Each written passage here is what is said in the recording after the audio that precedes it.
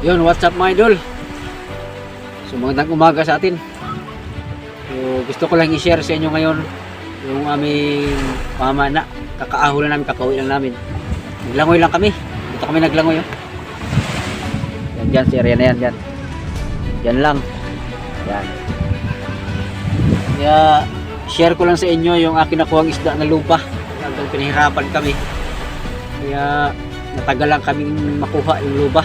Kasi ay pumasok sa bato. Diba, sana kung meron tayong underwater na camera para makita nyo kung ano nangyari sa ilalim. Siguro yung lalim ng dipa ng sinisid namin, pinakuha yung lupa, nasa 10 dipa. Sobrang lalim. Kasi at tagal ko pa siyang ginanap sa bato. Buti na lang ay may flashlight ako. Kaya nagkaroon ako ng pagkakataon na makapana siya, yun. Tinamaan siya. Ito mga idol, kuha ko.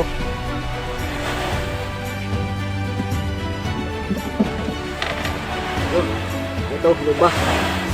Yan. Yan, may mga lapo rin at lipti.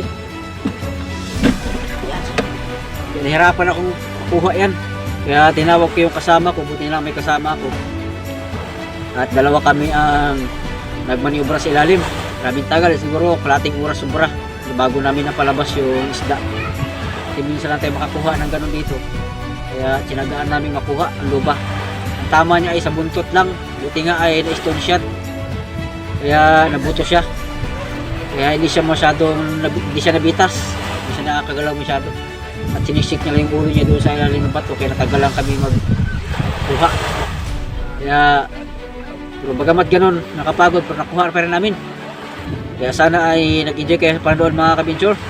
Kaya patulog na ako ito. Masarap itulog sa ano. Hindi ko sino nakuha yun. Talagang magdudusa talaga ako na ilang araw.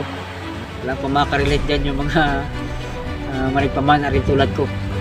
Kaya yun ang pinakamasayang part na kapag nakuha mo yung isdang malaki na pinaghirapan mo. Yun ang pinakamasaya sa aming mga mayang isda. Kasi bagamat ganun ay medyo nahirapan ako. Parang sumakit yung dibdib ko, sobrang lalim.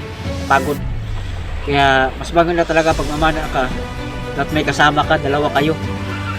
Kahit dalawa lang kayo, okay na yan. Kahit paano ay meron palitan kayo kung kuha ka ng isda. Mahirap. Kaya bagamat ganoon ay nakuha pa rin namin.